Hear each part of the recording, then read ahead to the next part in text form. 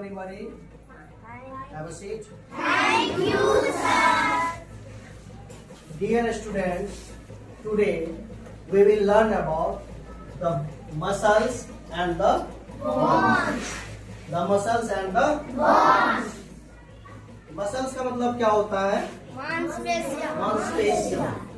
और बोन्स का मतलब क्या होता है? हड्डियां या कंकाल। हड्डियां या कंकाल। तो पहला पॉइंट है muscles are called flesh. Muscles are called flesh. यानी मसल्स का दूसरा नाम हम आम भाषा में उसको क्या जानते हैं? फ्लैश। मांस यानी फ्लैश। मांस यानी फ्लैश। सेकंड पॉइंट है the muscles are under the skin. Muscles कहाँ होता है? मसल्स कहाँ होता है? स्किन के अंदर होता है।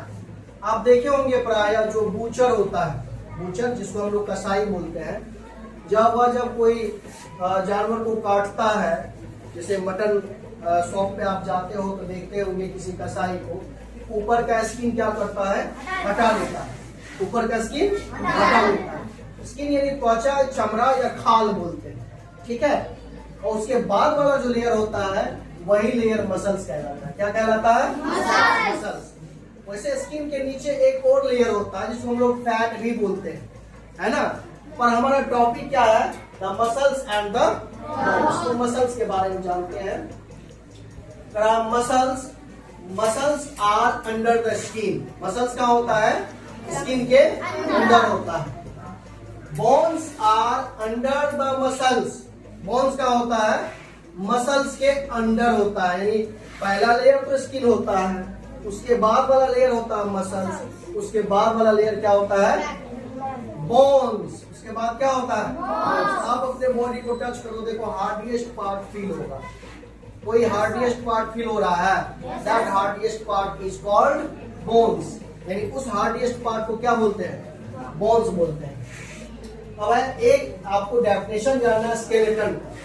All the bones taken together form the skeleton. Form the skeleton. Skeleton मतलब होता है कंकाल। कंकाल किसको बोलते हैं? या स्केलेटल सिस्टम भी इसको बोलते हैं। तो जिसमें बॉडी के सारे बोन्स एक दूसरे से ज्वाइंट होकर के एक पार्टिकुलर शेप बनाता है, उसको बोलते हैं स्केलेटल सिस्टम। आप किसी ऑर्थोपेडिस्ट के पास गए होंगे, ऑर्थो यानी जो हड्डी का डॉक्टर होता है, या आप कहीं ऐसे हड्डी के डॉक्टर के पास गए होंगे तो आप देखे होंगे कि वहाँ एक चार्ट लगा हुआ है, एक बड़ा सा, उसमें हड्डी के सारे पार्ट्स ऐसे इंसान का हड्डी दिख रहा है, ऐसा रहता है। उसके बाद तरह है bones and muscles help us move in different ways. तरह हमारा बॉडी जो अगर मूव करता है, एक जगह से दूसरे जगह चलता है, या सिट बैठ पाते हैं, दौड़ पाते हैं, चल पाते हैं, या हमारे बॉडी का कोई शेप जो तय होता है तो वो किसके वजह से तय होता है? बोन्स और मसल्स के वजह से। आप देखे होंगे किसी मूर्तिकार को देखे हैं जो मूर्ति बनाता है। तो मूर्ति बनाने से पहले क्या करता है वो? लार पुआर जिसको हम लोग बोलते हैं, ट्विग्स, खरपतवार, उसको बांध करके पहले एक स्ट्रक्चर तैयार करता है, बनाता है, एक स्ट्रक्चर तैयार करता है। और स्ट्रक्चर तैयार करने के बाद उसके ऊपर क्या चिपकाता है? मिट्टी चिपकाता है।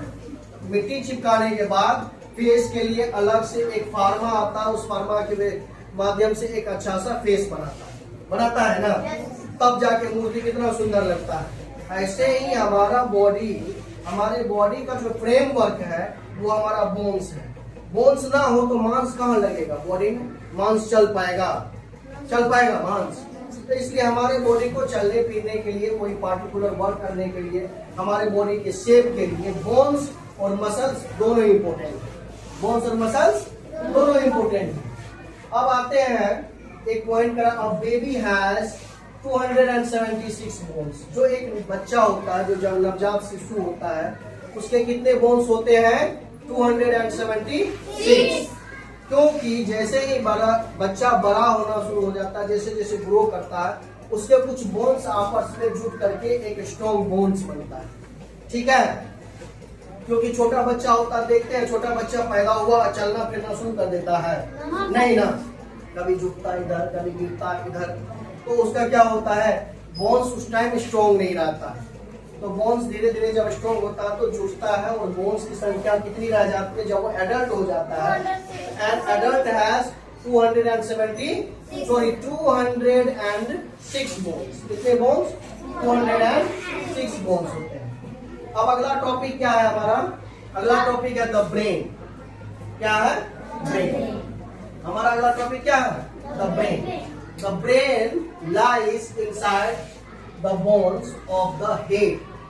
मतलब क्या कि ब्रेन हमारा कहाँ रहता है? हेड का जो ये बोन्स है इसके अंदर रहता है।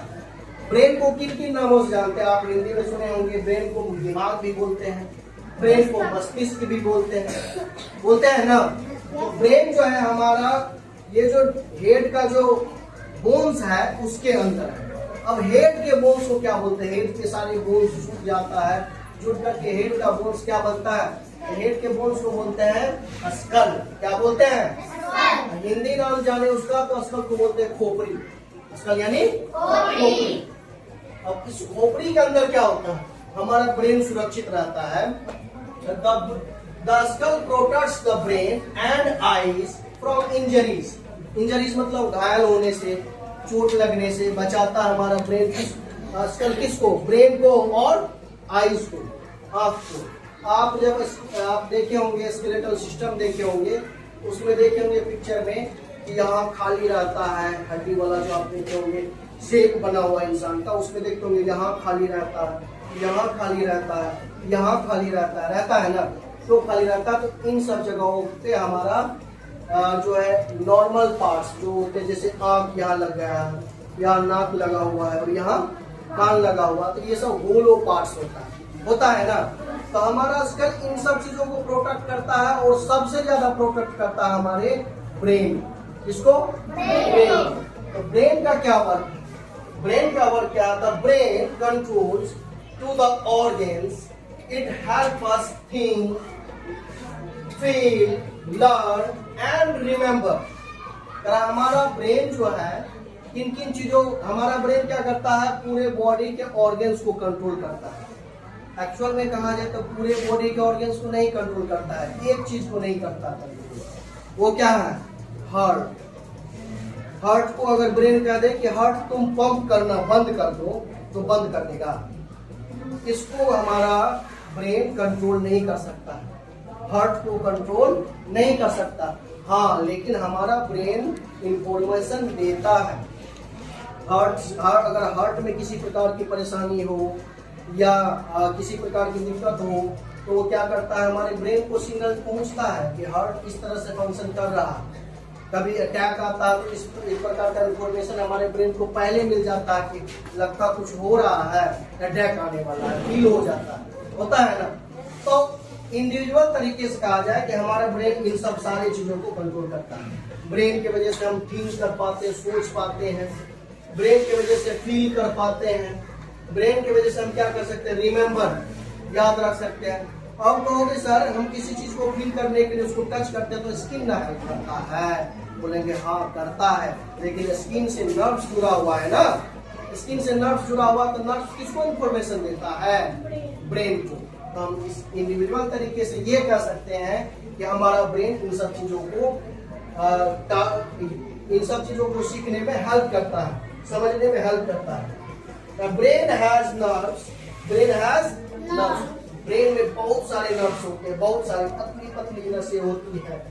ब्रेन में बहुत सारे नर्व्स होते हैं। नर्व्स एज वायर्स, वायर के समान, जैसे जैसे इलेक्ट्रिशियन इलेक्ट्रिसिटी का वर्क करता है, कितने सारे वायर को एक साथ कनेक्ट करता है ना। इसी प्रकार हमारे ब्रेन में बहुत सारे वायर्स टाइप से नर्व्स है जो हमारे ब्रेन को कोई भी चीज जैसे कैरी मैसेज को कैरी करने में हेल्प करता है, या बॉडी के कोई भी पार्ट्स में किसी भी प्रकार की एक्टिविटीज हो रही है तो उसको टारगेट करने में हमारा ब्रेन हेल्प करता है। थैंक्स।